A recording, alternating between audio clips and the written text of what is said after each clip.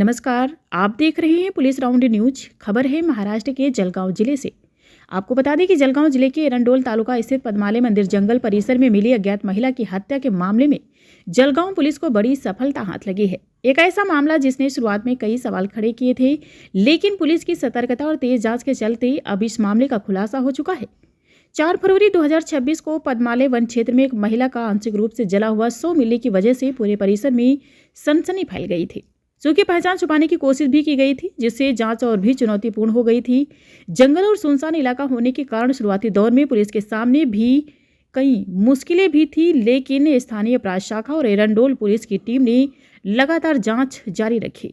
तकनीकी जानकारी और भौतिक साक्ष्य और फोरेंसिक जांच के आधार पर पुलिस ने महज 48 घंटे के भीतर इस हत्या की मृत्यु सुधारते हुए एक अपराधी को गिरफ्तार कर लिया है।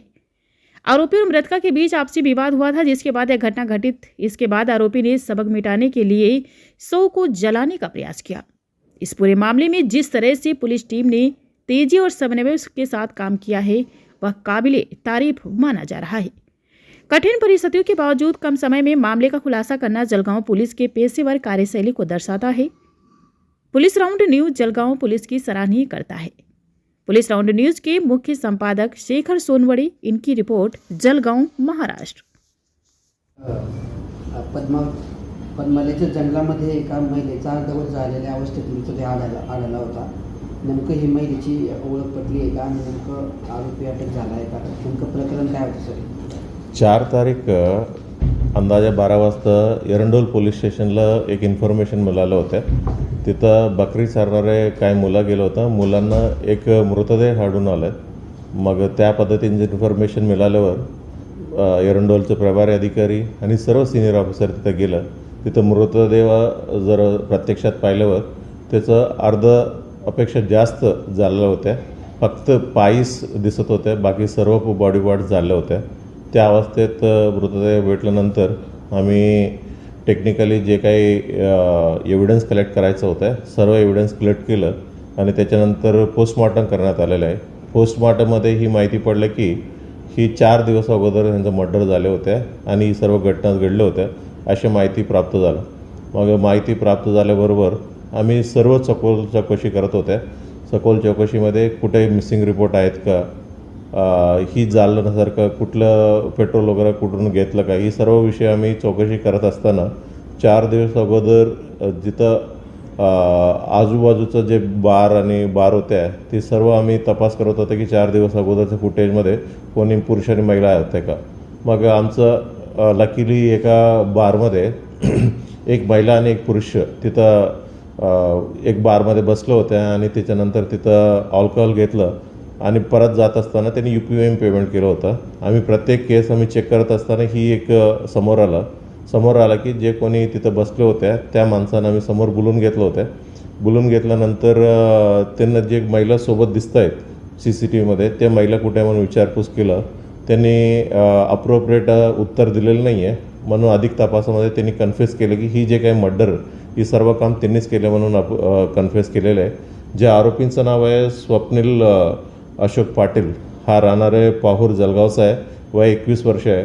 आणि जे विक्टिम आहेत त्याचं नाव आहे आकांक्षा गेंद्रे उर्फ अजय, हा एक तृतीयपंथी आहे। हा फिर्याद जे आरोपी आहे स्वप्नील आणि विक्टिम आहेत आकांक्षा, ही दोघांचा परिचय नाशिकमध्ये झाले होते। जो स्वप्नील तिथं पोलीस भरतीपूर्व तयारीसाठी तिथं गेले होते। तिथं भरतीपूर्व तयारी करत असताना या आकांक्षासोबत परिचय झाला। नंतर त्याचं दोघांमधलं रिलेशन झालेलं आहे। मग काही दिवसानंतर स्वप्नीलचं हे रिलेशन कंटिन्यू करायची इच्छा नव्हते। मग इच्छा नसल्याने त्याच्यासोबत बोलणं बंद केलं। मग बोलणं बंद झाल्यावर म्हणजे ही आकांक्षा ह्यांना वारंवार त्रास द्यायचं होते आणि ह्यांना बदनाम देखील करायचं होतं भरपूर वेळेला, असं त्यांनी सांगण्यात आलं होतं। मग बदनाम केलं, ह्यांना भरपूर त्रास जास्त झाला म्हणून ही सर्व कृत्य घडून आणलेलं आहे असं त्यांनी कबुली दिलेलं आहे। आरोपीला न्यायालयात वगैरे हजर केलं आहे का? आजच आज अटक करतायत, म्हणजे उद्या सकाळी आम्ही न्यायालयात हजर करणार आहे। आरोपीची पार्श्वभूमी काय आहे सर? आरोपी जो आहे त्याचे बॅकग्राऊंड काय आहे? त्यांनी 12वी पास झाल्यानंतर पोलीस भरतीसाठी पूर्व तयारी चालू होत्या. ते तयारीसाठीच त्यांनी नाशिकला गेलं होतं. तिथं ही जे तृतीयपंथी आकांक्षा गेंद्रेंसोबत परिचय झालेला आहे. ही आकांक्षा गेंद्रा देखील राजनांदगाव छत्तीसगडची आहे. इथं त्यांनी राहून म्हणजे ओव्हरऑल बेगिंगचं वगैरे करायचं होती. किती वर्षापासून दोघांमध्ये संबंध होते सगळे? 2024 मेपासून दोघांचा संबंध होती. ती पण नाशिकला राहत होती का आकांक्षा पण? आकांक्षा फिरस्ती आहे, म्हणजे जास्त करून नाशिकला त्याचं अजून काय माहीत फ्रेंड्स आहेत त्याच्यासोबत राहायचं आहे. सर अत्यंत क्रूर पद्धतीने मारलं तर नेमकं समोर आलेलं आहे. तर त्या दिवशी दोघांनी मद्यप्राशन केलं होतं का सर घटनेच्या दिवशी? तसं काही समोर आलं आहे का सर? बरोबर आहे. दोघांनी देखील मध्यप्रदेशांसोबत केल्या होत्या. सुरुवातीला सर्वात पहिलं त्यांनी पद्मालय मंदिरामध्ये दर्शन घेतलं. त्याच्यानंतर दोघांनी सोबतच अल्कोहोल घेतलं आहे, मध्यप्रदेशन घेतलं आणि त्याच्यानंतर ही जे काही त्रास देत होते हे सर्वांनी त्यांच्या माइंडमध्येच होतं काहीतरी करावं म्हणून. त्यांनी चांगलं ऑपॉर्च्युनिटी पाहिलं, संधी पाहिलं आणि ही मर्डर त्यांनी घडून आणलेलं आहे.